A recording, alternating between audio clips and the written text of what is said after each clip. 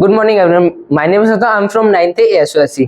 तो आज मेरी प्रेजेंटेशन होने वाली है the rise of US dollar, कि कैसे यूएस डॉलर एक वर्ल्ड करेंसी बना। जैसे आप लोग देख सकते हो, हर देश का ट्रांजैक्शन कुछ भी होता है इंटरनेशनली, सब कुछ यूएस डॉलर में होता है। अगर हम किसी दूसरे कंट्रीज में जाते हैं तो हम यूएस डॉलर को ले जाना ज्यादा प्रेफर करते हैं कंपेरेटिबल टू हमारी कंट्री, क्योंकि हमारी कंट्री की जो करेंसी है वहां पे चेंज करने में दिक्कत आती है।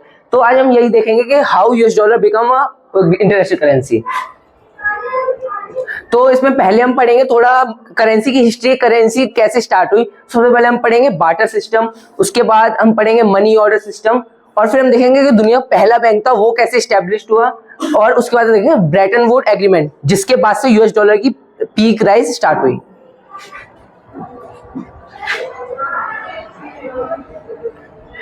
हाँ, तो हम बात करते हैं बार्टर सिस्टम की। बार्टर सिस्टम में क्या होता था कि जब किसी को कुछ गुड्स एक्सचेंज करने थे, पहले करेंसी नहीं होती थी, ना कोई कॉइन वगैरह होता था। जैसे मुझे चावल चाहिए और सामने वाले टमाटर चाहिए, और उसके पास चावल है, तो मैं उसे अपने टमाटर देके उससे चावल ले लूंगा। तो मतलब ऐसे ही गुड्स एक्सचेंज किए जाते थे। लेकिन इसमें कुछ दिक्कतें भी थी। जैसे इसमें दोनों की सिमिलैरिटीज मैच होनी चाहिए, कि अगर उसे चावल चाहिए तो मुझे टमाटर ही चाहिए, क्योंकि उसके पास सिर्फ टमाटर है। मतलब दोनों ही दोनों कंपैटिबल होनी चाहिए थे एक दूसरे ट्रेड करने के लिए। तो इसमें दिक्कत आती थी। तो बहुत बड़े बड़े ट्रांजेक्शन होते थे, वो नहीं हो पाते थे बार्टर सिस्टम में।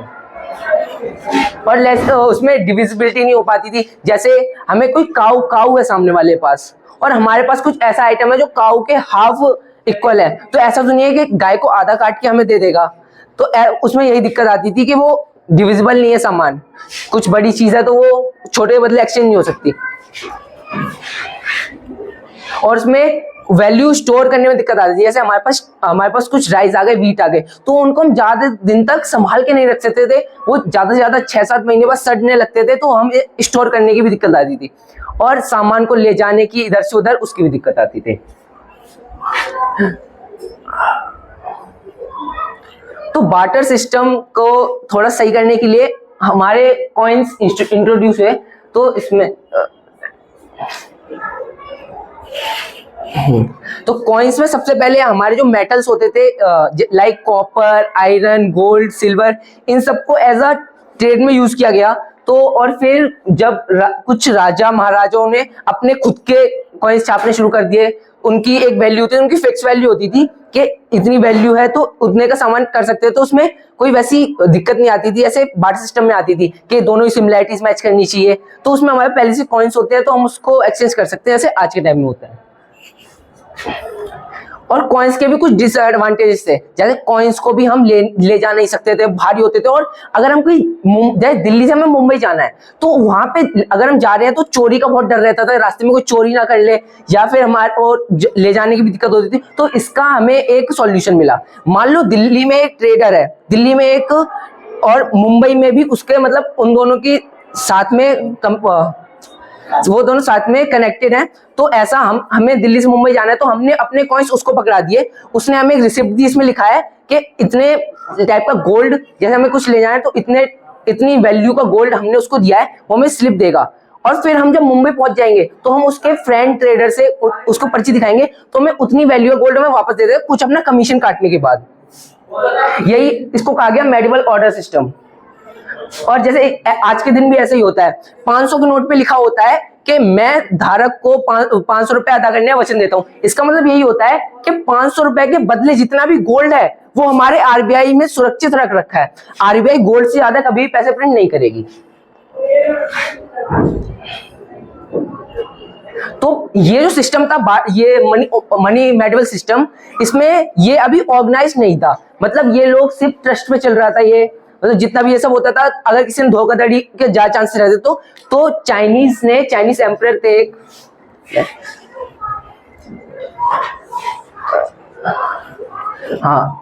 चाइनीज वैंग लियन, इनने ये जो मनी मेडिवल ऑर्डर सिस्टम था ये अच्छी तरीके से इंप्लीमेंट किया। लाइक हम अपना गोल्ड जो कर सकते थे, गोल्ड हम बैंक में डिपॉजिट करते थे, तो हमें उसकी फिक्स्ड कोई वो देता था, पर्ची टाइप। तो ऐसी करेंसी स्टार्ट हुई। और फिर ये नोट एक्सचेंज के लिए यूज होने लगे, ये बहुत पॉपुलर होने लगे।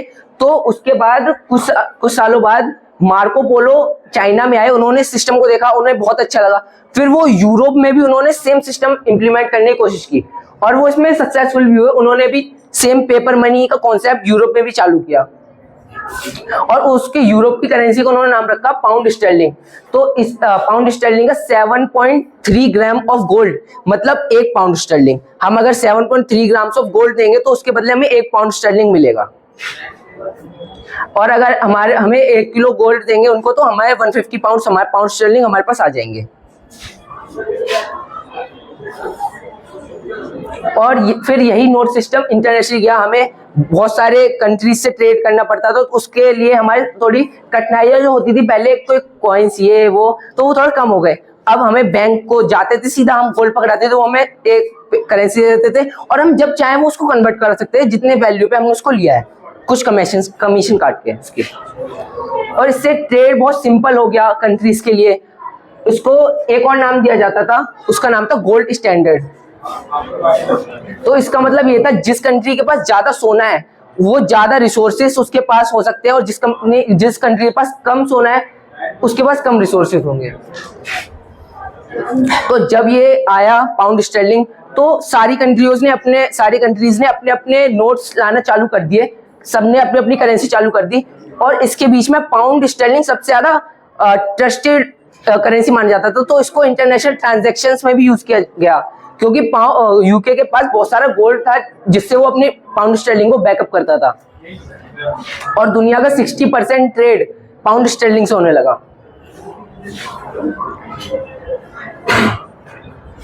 1930 के बाद यूएस डॉलर भी थोड़ा सा राइज में आया। उसने जब वर्ल्ड वॉर हो रहा था तो यूएस क्या कर रहा था, अपने राइफल्स अपने आर्म्स बेच रहा था यूरोप की कंट्री से और उनसे सोना ले रहा था ताकि उसका खुद का गोल्ड अपना रिजर्व बढ़ सके।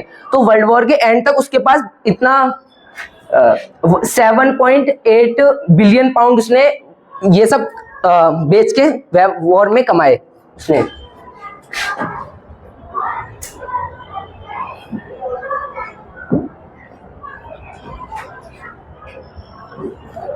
और यूके की 25% जो इकोनॉमी थी उसको डेब्ट में ही चली जाती थी, मतलब वो इतना वीक हो गया था यूके उसके वॉर के बाद।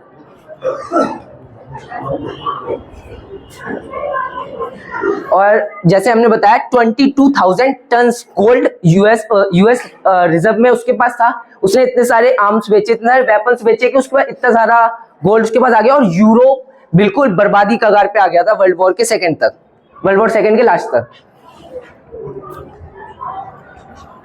और जब ये सारे वर्ल्ड वॉर खत्म हुआ तो जब कंट्रीज की स्थिति बहुत ज्यादा खराब थी तो यूएस ने सारी कंट्रीज के ग्रुप को, जो बड़ी बड़ी कंट्रीज थी लाइक जर्मनी, ब्रिटेन और फ्रांस, इन सारी कंट्रीज को एक जगह पे बुलाया।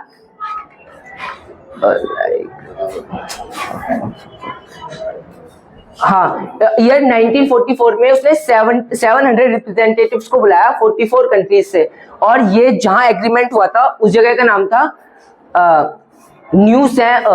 ब्रेटन वुड्स उस जगह का नाम था, यहाँ पे एग्रीमेंट हुआ था माउंट वॉशिंगटन होटल में। तो इस वाली मीटिंग में उसने यूएस ने बहुत सारे सॉल्यूशंस दिए कंट्रीज को कि कैसे वो वर्ल्ड वॉर 2 के जो उनके पास बर्बाद हुए हैं वो कैसे अपने आप को रिकवर कर सकते हैं। तो इसी बीच में उसने बताया कि आप हमें 1 आउंस गोल्ड दोगे, मतलब 28.3 ग्राम्स गोल्ड दोगे तो हम उसके बदले हम आपको $1 देंगे। तो अब सारी कंट्रीज के पास, उसके पास सोना तो बहुत था तो वो अपने $1 को बैकअप भी कर सकता था, तो सारी कंट्रीज को उस पर भरोसा भी था कि हाँ हमारा जो पैसा होगा वो बर्बाद नहीं होगा। उसने अपना गोल्ड उसको दिया। तो ऐसी फिर अगर आप $35 उस टाइम पे देते थे 1944 में, 35 अगर डॉलर उसका वैल्यू थी, उसकी वैल्यू थी 1 kg गोल्ड के बराबर।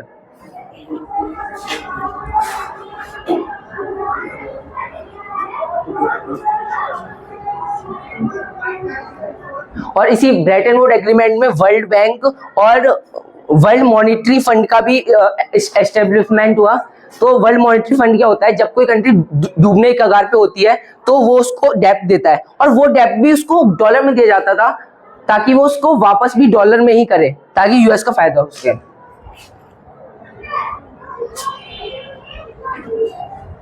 यूएस ने 33.3 बिलियन डॉलर उसको यूरोप को डेप्ट दिया डॉलर में, ताकि वो उसको डॉलर में ही पे करे और उसकी डॉलर की वैल्यू बढ़े।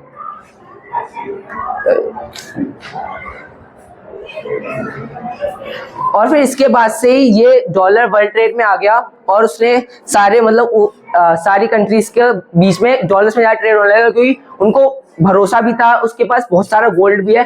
तो ऐसे ही यूएस डॉलर अपने पीक प्राइस पे पहुंच गया। Thank you.